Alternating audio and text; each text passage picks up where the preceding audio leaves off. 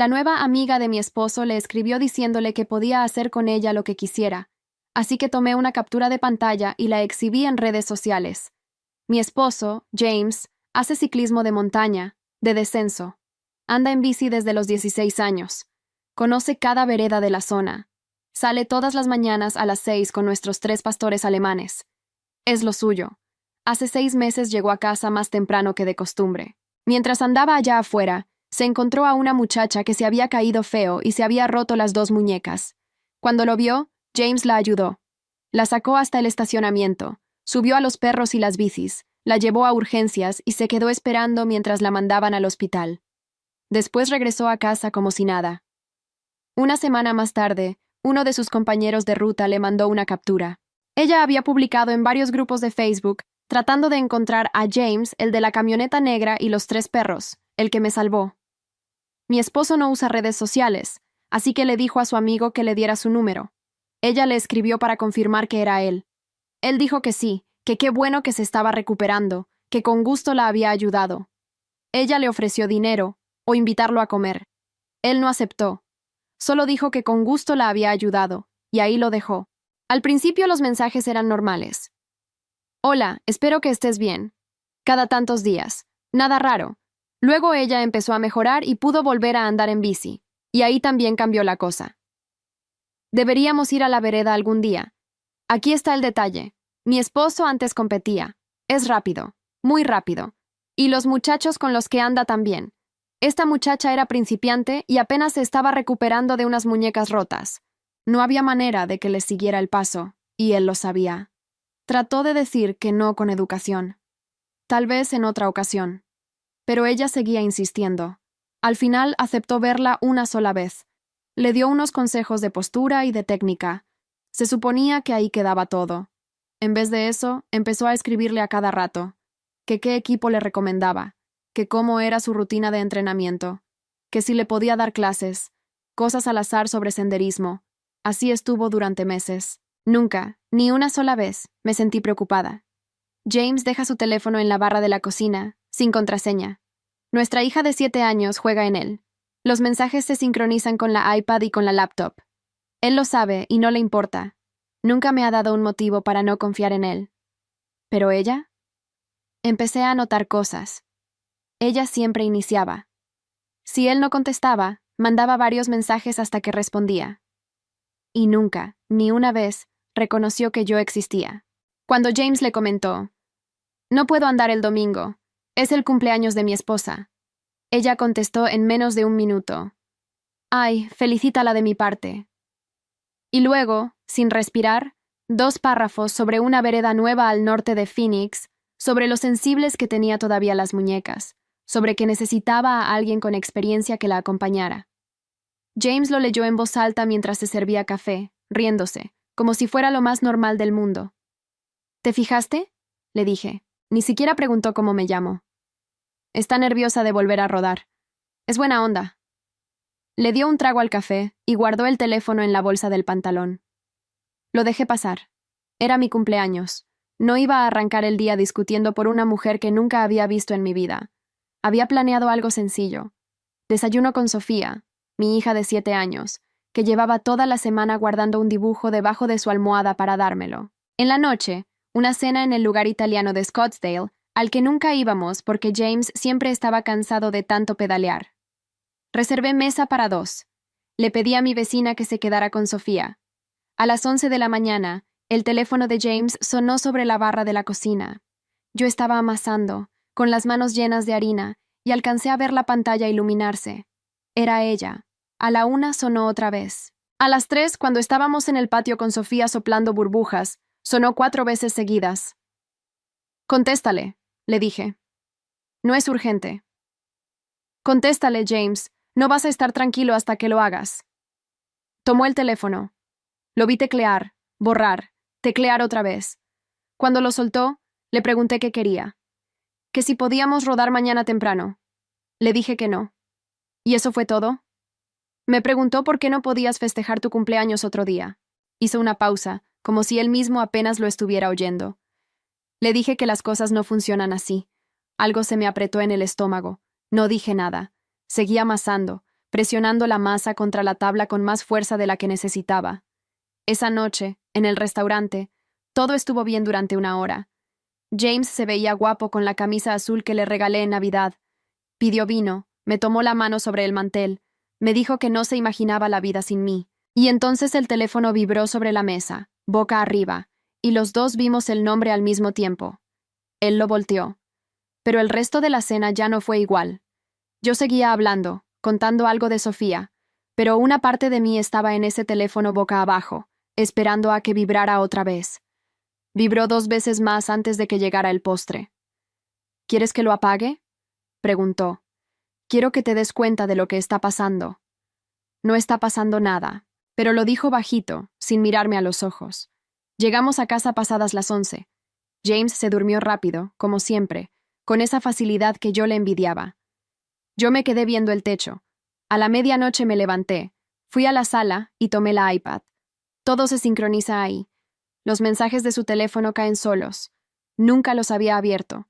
Nunca había tenido motivo para hacerlo. Abrí la conversación y empecé desde el principio, desde 6 meses atrás.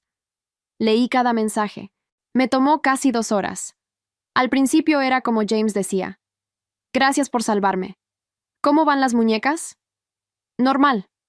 Pero conforme avanzaba, la cosa se torcía. Ella escribía a las 11 de la noche, a las 6 de la mañana, antes de que él saliera. Le mandaba fotos de sus rodillas raspadas, de su bici nueva, de ella en ropa deportiva frente al espejo. Cuando él tardaba en contestar, mandaba 3, 4, 5 mensajes seguidos. ¿Sigues ahí? ¿Dije algo malo? No me ignores, porfa. Y James contestaba poco, cortante. Qué bueno. Me da gusto. Ando ocupado. Nunca le seguía la corriente. Eso, al menos, era verdad. Pero había un mensaje, de hacía 3 días, que leí 2 veces para estar segura de que decía lo que decía. Ella le había escrito que con él se sentía distinta, que su exnovio nunca la había tratado con respeto, y que James podía hacer con ella lo que quisiera, cuando quisiera. James no había contestado nada, ni una palabra. El mensaje estaba ahí, solo, sin respuesta, desde el martes. Me quedé sentada en el sillón, con la iPad en las piernas y la casa en silencio, oyendo nada más el reloj de la cocina y la respiración de los perros en el pasillo. No estaba celosa de él. James no había hecho nada. Lo que me hervía por dentro era otra cosa. Era que esa mujer llevaba 6 meses metida en mi casa, en el teléfono que estaba sobre mi barra, en las mañanas de mi esposo, y nunca, ni una sola vez, había reconocido que yo existía. Para ella yo no era una persona. Era un estorbo. Un detalle que se podía mover de fecha, como mi cumpleaños. Y yo había hecho exactamente lo que ella esperaba que hiciera. Nada. Me había quedado del otro lado de la puerta, amasando pan, mientras alguien decidía que mi vida era de quita y pon. Apagué la iPad. Por la ventana de la sala se veía la cochera, las 2 bicis de James colgadas de la pared, los cascos, los guantes, todo ese mundo suyo en el que yo nunca había entrado porque siempre pensé que no era para mí. Esa mujer creía que la vereda era su terreno, que ahí ella era intocable y yo no pintaba nada. Me levanté antes de que saliera el sol. Cuando James bajó a las 6, con los perros dando vueltas y la correa en la mano, me encontró en la cochera, parada frente a su bici vieja, la que ya no usaba. ¿Qué haces despierta?, preguntó, medio dormido. Enséñame a andar en esto. Se rió, pensando que era broma. Luego me vio la cara y dejó de reírse. ¿Hablas en serio? Más en serio que nunca en mi vida. No le expliqué por qué. No todavía. Pero por primera vez en 6 meses dejé de sentirme como la mujer a la que cambian de fecha. Si ese era el terreno donde ella se sentía dueña, ahí era exactamente donde yo iba a aprender a pararme. Esa primera mañana no salimos a ninguna vereda. James bajó la bici vieja de la pared, le revisó las llantas, le ajustó el asiento a mi altura y me llevó al callejón detrás de la casa, donde el pavimento estaba liso. Antes de la tierra, el equilibrio, dijo. Súbete. Me subí. Me sentía ridícula. Tengo 34 años y de niña apenas anduve en una bicicleta rosa con rueditas. Las piernas me temblaban. James sostuvo el asiento por detrás. No mires la llanta. Mira al frente. Donde miras, vas. Avancé 3 metros y me fui de lado. El manubrio me pegó en la costilla y el pavimento me raspó la palma de la mano. Me ardió hasta los dientes. Sofía, que nos miraba desde la puerta en pijama, se tapó la boca. ¿Estás bien? James se acercó. «Otra vez», dije, y levanté la bici. Me caí 4 veces más esa mañana. Para cuando entré a bañarme tenía la cadera morada y las 2 manos en carne viva. En la regadera, con el agua caliente cayéndome en la espalda, no me sentí derrotada. Me sentí despierta, como hacía años no me sentía. Practiqué todos los días esa semana, a las 5:30, antes de que Sofía despertara. James se levantaba conmigo, con los perros dando vueltas alrededor, y me corregía. Codos suaves. No frenes con miedo. Frena con la mano completa. Poco a poco dejé de temblar. Al 4.º día di la vuelta entera al callejón sin poner el pie en el suelo. James soltó un grito. Los perros ladraron. Y yo me reí tan fuerte que por poco me caigo de la pura risa. Algo entre nosotros cambió esos días. James me hablaba de cosas que yo nunca le había preguntado, de por qué le gustaba salir antes del amanecer, de lo que sentía al bajar una pendiente a toda velocidad. Llevábamos años hablando de la hipoteca, de la escuela de Sofía, de qué íbamos a cenar. De esto, no. ¿Por qué nunca me invitaste?, le pregunté una noche. Se quedó pensando. Creí que no te interesaba. Nunca preguntaste. Tenía razón. Nunca pregunté. Me había quedado afuera por mi propia cuenta, y alguien más había aprovechado el lugar vacío. 2 semanas después, James me dijo que el grupo salía el sábado a una vereda fácil, plana, buena para empezar, que querían conocerme. ¿Saben de mí?, pregunté. Carlos lleva años preguntándome por qué nunca te llevo. Carlos era el amigo que le había mandado la captura de Facebook meses atrás. Llegó al estacionamiento del sendero con su esposa, Brenda, y otros 3 del grupo. Yo esperaba que me trataran como al accesorio del marido. No fue así. ¡Por fin! Carlos me apretó la mano fuerte. Pensé que James te tenía escondida. Brenda me prestó unos guantes acolchonados. Estos te salvan las manos en las bajadas, dijo. Me explicaron cómo soltar el peso sobre las raíces, cómo no clavar el freno de adelante. Me hablaban como a una más. Por primera vez en mucho tiempo no me sentí de quita y pon. Y entonces llegó ella. La reconocí antes de que nadie dijera su nombre. La había visto en las fotos de la conversación, frente al espejo, en ropa deportiva. En persona era más bajita, con una bici nueva carísima y unos lentes de sol que no se quitó ni para saludar. «Ah», dijo mirándome de arriba abajo, deteniéndose en mis rodillas raspadas y en mi bici vieja. «¿Y esta quién es?» James habló antes que yo. «Mi esposa, Camila. Va a rodar con nosotros». Megan levantó una ceja por encima de los lentes. Sonrió de esa manera que no es sonrisa. «Qué tierno». Se acomodó el casco. «La vereda no es fácil para alguien que apenas se sube a una bici. No quiero que te lastimes». Y luego a James, como si yo ya no estuviera parada ahí. «¿La de siempre o nos vamos por la del cañón?» Ahí estaba otra vez. Me había mirado 3 segundos y ya me había borrado. Para ella yo era la principiante que iba a llorar en la primera subida y a quedarse en casa la próxima vez. Apreté el manubrio. Las manos me dolían debajo de los guantes de Brenda. «Vamos por donde ustedes quieran», dije. «Yo aguanto». Carlos soltó una risa. Brenda me dio una palmada en el hombro. Megan no contestó. Arrancó adelante, levantando polvo, dejando a todos atrás. Igual que James me había contado que hacía. La vi alejarse por la vereda, tan segura de que en una hora yo iba a rendirme. No sabía con quién se había metido. Yo tampoco lo sabía todavía. Pero con el sudor bajándome por la espalda y las palmas ardiendo, decidí que no me iba a bajar de esa bici hasta que ella entendiera que yo no me muevo de fecha para nadie. La vereda era de tierra suelta y piedra. Me caí en la primera subida, justo como ella esperaba. Me levanté, me caí otra vez en una raíz y Brenda frenó a esperarme. «Tómate tu tiempo», dijo. No me tomé mi tiempo. Pedaleé hasta que me ardieron los muslos, hasta que el corazón me golpeaba en los oídos, y la boca me sabía a metal. Las piedras me brincaban el manubrio entre las manos, y yo lo apretaba más fuerte. No fui rápida. Fui la última, siempre la última. Pero terminé los 8 kilómetros completos. En la última bajada, James se quedó atrás conmigo en vez de irse adelante con los demás. «Frena con las 2 manos, parejo», dijo, rodando a mi lado. Eso es. Mírame a mí, no al suelo. Lo miré. Bajé sin caerme.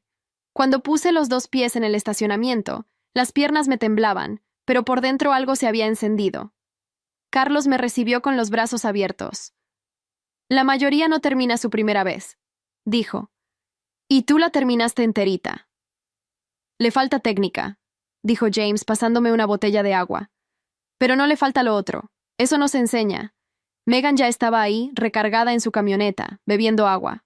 Me vio bajar de la bici entera, sin una lágrima, y por primera vez no dijo nada. Se le borró la sonrisa que no era sonrisa. Esa fue la primera grieta. Pequeña. Pero la vi. Para el segundo mes, ya no era la última. Mi cuerpo cambió antes que mi cabeza. Las piernas se me pusieron firmes. Las manos se me hicieron callos donde antes se abrían en carne viva, y aprendí a leer la vereda, a ver la piedra antes de llegar a ella. Salía 3 veces por semana. Sofía se acostumbró a verme volver cubierta de polvo y empezó a pedirme que le enseñara a ella. James estaba distinto conmigo, más presente. Me esperaba en las bajadas, me grababa con el teléfono para corregirme la postura, le presumía a Carlos que yo había bajado el cañón sin frenar de más.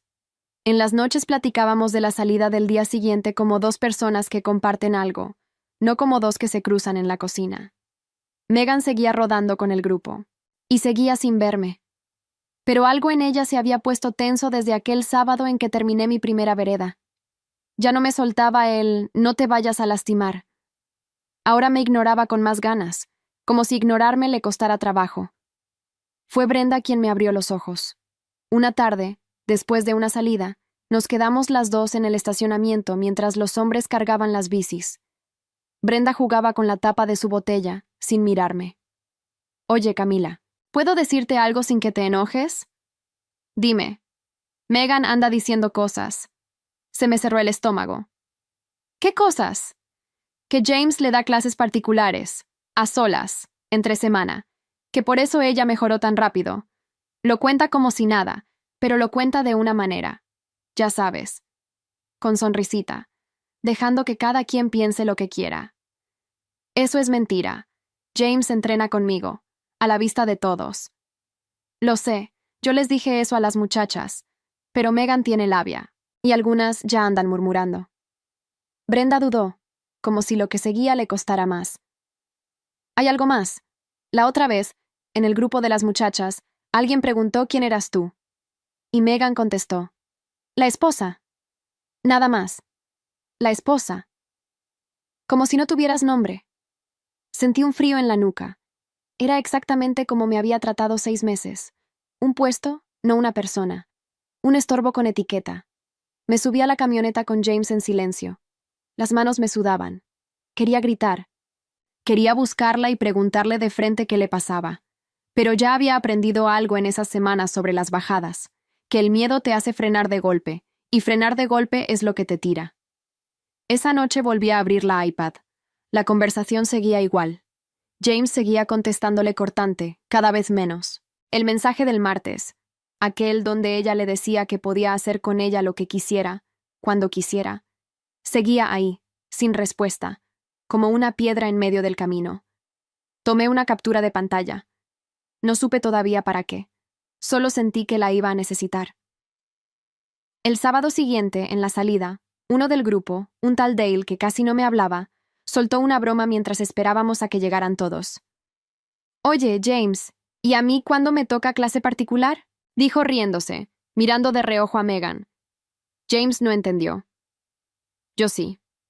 Megan se rió bajito y no dijo nada, que era su forma de decir mucho. Sentí la cara caliente. Brenda me apretó el brazo para que no saltara. No salté. Me subí a la bici y arranqué adelante, por primera vez antes que Megan. Esa mañana rodé como nunca. Bajé el cañón pegada a la rueda de Carlos y crucé el último tramo antes que ella. Cuando llegamos, nadie hablaba de clases particulares. Hablaban de cómo había bajado yo. Esa noche Sofía me pidió que le enseñara a ella. Salimos al callejón con su bicicleta y le quité las rueditas. Le sostuve el asiento por detrás, igual que James me lo sostenía a mí. «No mires la llanta, mira al frente», le dije, y me oí decirlo con la voz de él, y me dio risa. Se calló, Se levantó, se volvió a caer. A la cuarta dio 10 metros sola y soltó un grito que despertó a los perros. La abracé llena de tierra, las dos riéndonos en la oscuridad del callejón. Pensé que así de simple tenía que ser todo. Caerte, levantarte, que alguien te sostenga sin burlarse. Megan llevaba medio año tratándome como si yo no supiera ni eso. Pero el chisme no se mata rodando rápido. Esa noche, Brenda me mandó otra captura de pantalla. Era del grupo de las esposas y novias del club, ese donde James no entra. Megan había escrito ahí: «Pobre Camila, de verdad se esfuerza. Pero una aprende a andar en bici para estar cerca de alguien, no por el deporte. Yo la entiendo. Yo también empecé así. La leí 3 veces. La muy descarada estaba dando a entender, frente a todas, que yo había aprendido a rodar por desesperación. Que la desesperada era yo. Cuando ella llevaba 6 meses mandándole mensajes a las 11 de la noche a un hombre casado. Apreté el teléfono. Esta vez no me ardió el estómago. Esta vez se me puso la cabeza fría. Ya tenía la captura del martes. Ahora tenía esta. Megan llevaba medio año jugando en un terreno donde creía que yo no podía entrar, pero yo ya estaba adentro. Y por primera vez entendí que no tenía que gritar, ni rogar, ni explicarle nada a nadie. Solo tenía que dejar que sus propias palabras hablaran por ella. Le mandé un mensaje a Brenda. «¿Cuándo es la rodada grande del mes? La del club, con todas las familias». «¿En 2 semanas? ¿Por?» «Por nada. Ahí voy a estar». Dejé el teléfono en el buró. James ya dormía, con la respiración pesada y tranquila de siempre. Lo miré un rato en la oscuridad. Él no había hecho nada. Esa era la parte que más me dolía y la que más fuerza me daba. Yo no estaba peleando por un marido que se me iba. Estaba peleando por mi lugar, ese que llevaba 6 meses dejando que alguien más ocupara. En 2 semanas iba a estar toda la comunidad junta en un mismo lugar. Y ahí, en su propio terreno, esto se iba a acabar. La rodada grande del mes era distinta. No eran 5 amigos en un sendero a las 6 de la mañana. Era el club entero. 40 personas, familias completas, una carpa con mesas, hieleras, niños corriendo entre las bicis. Llevé a Sofía. James llegó temprano a ayudar a montar la carpa. Megan llegó con su bici nueva y, por primera vez, conmigo en la mira desde que bajó de la camioneta. Yo sabía que iba a intentar algo. Lo que no sabía era qué. Lo intentó a media mañana, antes de salir a rodar, cuando estábamos todos reunidos junto a la carpa y el presidente del club daba indicaciones de la ruta. Megan levantó la mano y habló fuerte, para que todos oyeran. «Una pregunta. ¿Vamos a esperar a los principiantes en cada subida?» «Lo digo porque la última vez tuvimos que parar mucho». Me miró. «No por nada, Camila. Es que no quiero que te sientas mal aguantándonos a todos». Algunos voltearon a verme. Sentí la cara caliente, las orejas zumbando. Sofía me apretó la mano. Era justo lo que Megan quería, que me pusiera roja, que tartamudeara, que me viera pequeña frente a toda la comunidad. Respiré. Frená con la mano completa, no con miedo. «No te preocupes por mí», dije, con la voz más firme de lo que esperaba. «Si me esperan, los alcanzo. Si no me esperan, también». Carlos soltó una carcajada. 2 o 3 más se rieron. Megan apretó los labios. Se le había salido el tiro, pero no se rindió. Cuando el grupo empezó a dispersarse, se acercó a James, frente a la carpa, frente a Brenda, frente a otras 3 esposas y frente a mí. «James, ¿le explicas tú a tu esposa lo del cañón? Tú me lo explicaste también aquella vez, a solas». Lo dijo despacio, saboreando el «a solas», dejándolo caer como veneno. «Tienes paciencia para enseñar. Lo sé de primera mano». Se hizo un silencio raro. Brenda bajó la mirada. Una de las esposas cruzó los brazos. James frunció el ceño, sin entender del todo lo que pasaba, pero entendiendo que algo pasaba. «Megan, yo nunca te enseñé nada a solas», dijo despacio. «Rodamos una vez, con el grupo». «Ay, no seas modesto». Sonrió. «Entre tú y yo sabemos cómo fue». Y ahí, en esa sonrisa, lo vi todo claro. No quería a James. Quería que todos creyeran que lo tenía. Quería ser, frente a la comunidad, la mujer por la que un hombre casado perdía la cabeza. Yo solo era el estorbo al que había que hacer quedar como tonta. Saqué el teléfono. No grité. No lloré. Abrí el grupo de Facebook del club. el mismo donde ella había publicado meses atrás buscando al de la camioneta negra y los 3 perros, y subí las 2 capturas de pantalla. La del martes, donde le escribía a James que podía hacer con ella lo que quisiera, cuando quisiera, y la del grupo de las esposas, donde se burlaba de mí. Sin texto, sin insultos, solo las capturas. Las palabras eran de ella, no mías. Las subí al grupo del club. Dije tranquila, guardando el teléfono. Para que nadie tenga que adivinar cómo fue. Está todo ahí, con fechas. Los teléfonos empezaron a vibrar alrededor de la carpa. 1, luego otro, luego 5. La gente sacaba el celular, leía, levantaba la vista hacia Megan. Vi a Brenda taparse la boca. Vi a Dale, el de las bromas, ponerse colorado y guardar el teléfono. Vi a las esposas leer y mirarse entre ellas. Una de las esposas, la mayor del grupo, una señora que casi no hablaba, se acercó a Megan y le dijo, sin levantar la voz, «Yo te defendí. Le dije a mi esposo que eras buena muchacha. ¡Qué pena!». Y se dio la vuelta. Eso le dolió más que cualquier grito. James leyó. Y por primera vez en 6 meses, su cara cambió de verdad. No de enojo conmigo. De algo peor para él. De darse cuenta. De entender. Todo junto. Los mensajes a las 11 de la noche. Las fotos frente al espejo. La insistencia. La frase que él había dejado sin contestar porque le pareció tan absurda que ni valía la pena. Volteó a verla. «¿Le escribiste eso?», le preguntó, con la voz baja. «¿A mí? ¿Estando yo casado? ¿Con mi hija ahí?». Megan abrió la boca. La cerró. Buscó una cara amiga alrededor de la carpa y no encontró ninguna. La gente que un minuto antes se reía de su chiste de los principiantes, ahora la veía como se ve a alguien que acaban de descubrir. «Eso, está sacado de contexto», dijo, y la voz se le quebró un poco. «Camila lo está usando para...». «Para nada», dije. «Lo escribiste tú. Yo solo lo puse donde todos pudieran leerlo». Nadie salió a defenderla. Ese fue el momento exacto en que entendí que había ganado. No por lo que yo dije, sino por el silencio de toda esa gente que ella había querido tener de su lado.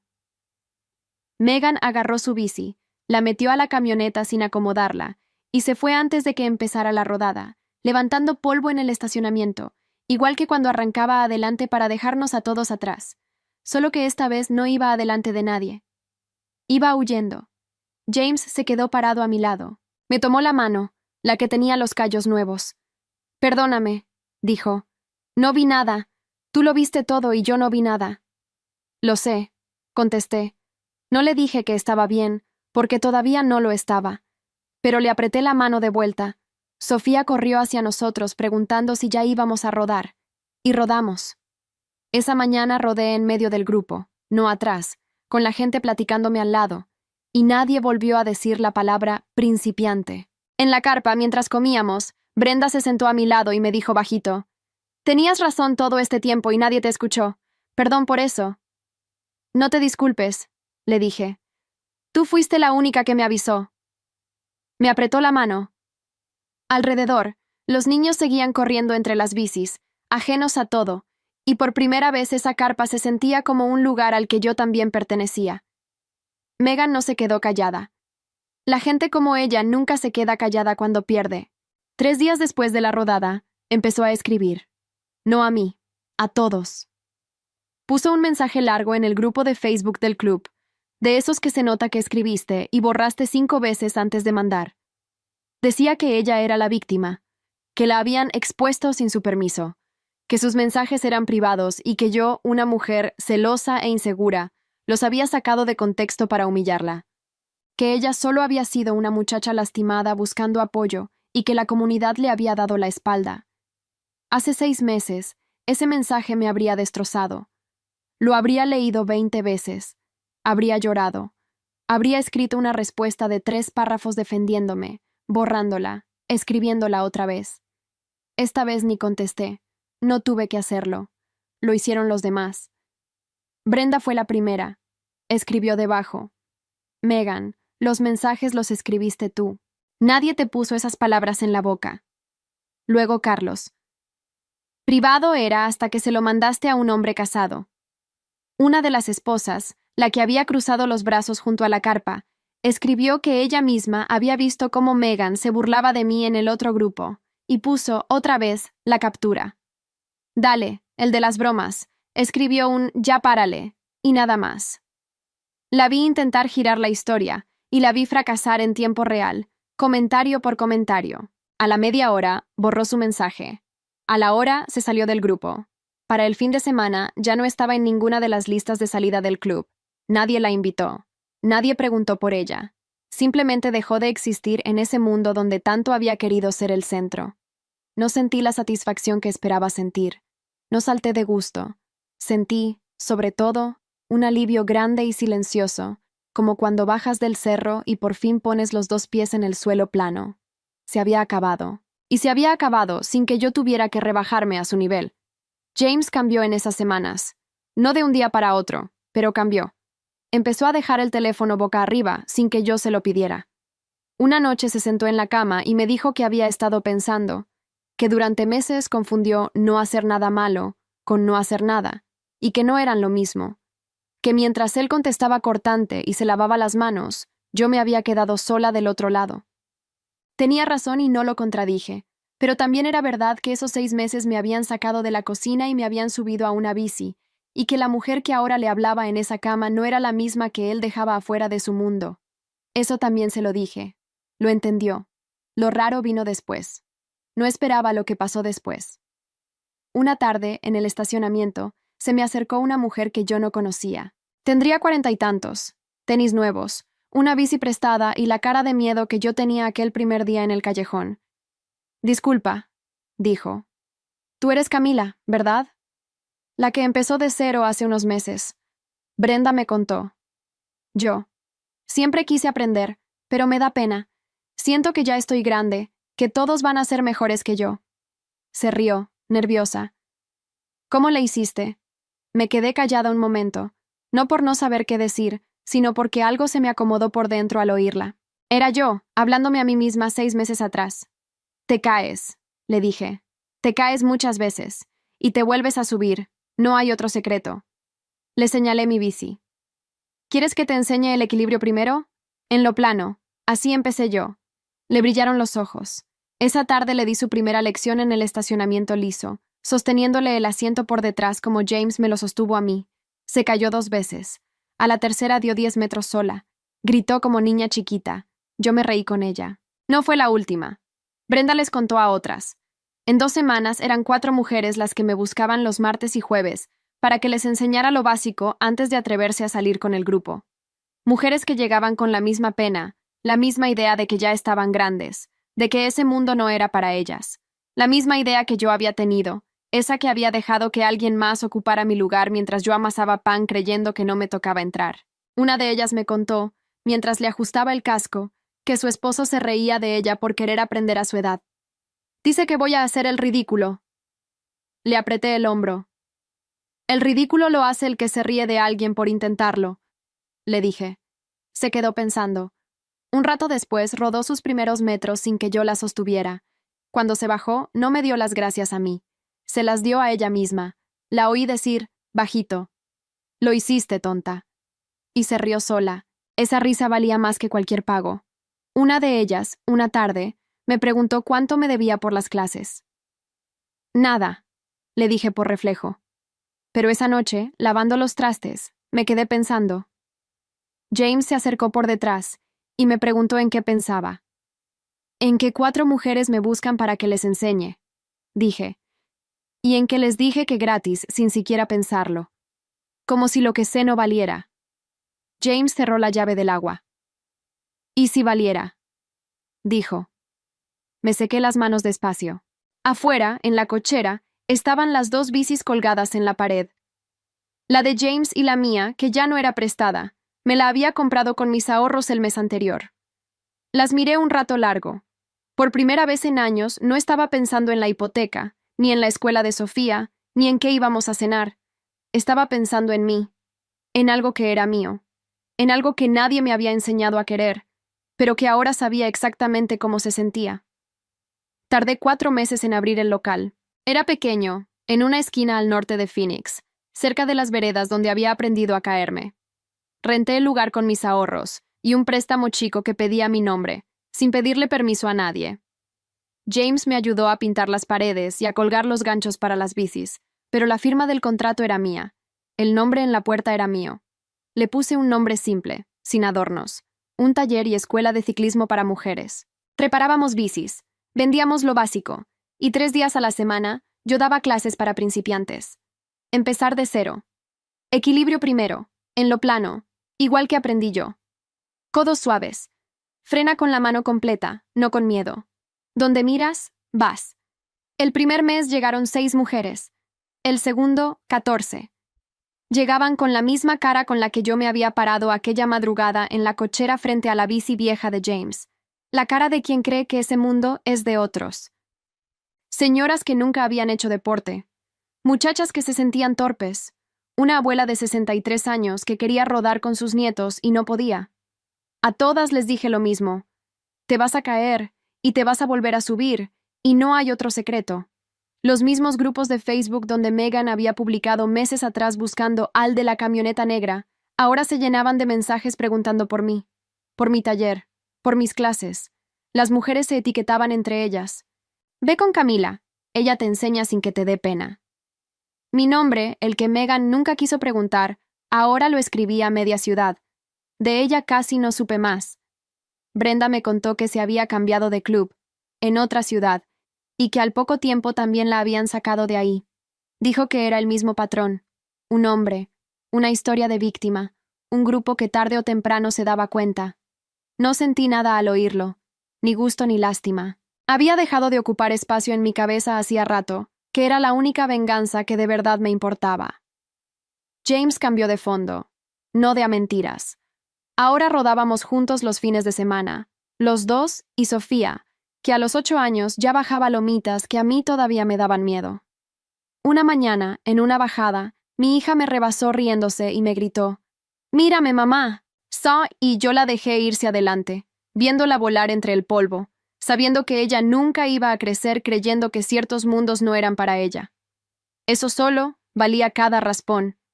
La abuela de 63 años, la que quería rodar con sus nietos, fue la que más me marcó. Se llamaba Lupita.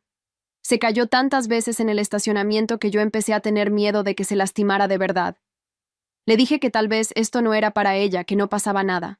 Me agarró del brazo, con esa fuerza que tienen las señoras, y me dijo, «Tú no me digas a mí lo que no es para mí. Eso ya me lo dijeron toda la vida». Me quedé callada y le seguí sosteniendo el asiento. 3 semanas después, rodó 2 kilómetros completos con sus 3 nietos pedaleando detrás, gritando, «¡Abuela, abuela!». Y cuando se bajó estaba llorando. Yo también lloré. No me dio pena llorar. El taller se llenó de historias así. Una mujer que aprendió a rodar después de un divorcio, para probarse que podía sola. Otra que llevaba 20 años cuidando a todos en su casa y nunca había tenido algo suyo. Las reconocía a todas, porque todas eran versiones de la mujer que se quedaba del otro lado de la puerta, amasando pan, creyendo que el mundo de afuera era de otros. James se volvió mi mejor publicidad sin proponérselo. Mandaba a los principiantes del club conmigo. «Ve con Camila, enseña mejor que yo, tiene paciencia y no te hace sentir tonto». La primera vez que lo oí decir eso, frente a otra gente, algo viejo se me destrabó por dentro. El hombre que durante 6 meses no había visto nada ahora me presumía como su mejor maestra. Una tarde, Carlos llegó al taller con una caja de cervezas y todo el grupo detrás. El local ya llevaba unos meses y se sentía vivo. Brindamos en la banqueta, entre las bicis, con Sofía repartiendo papitas.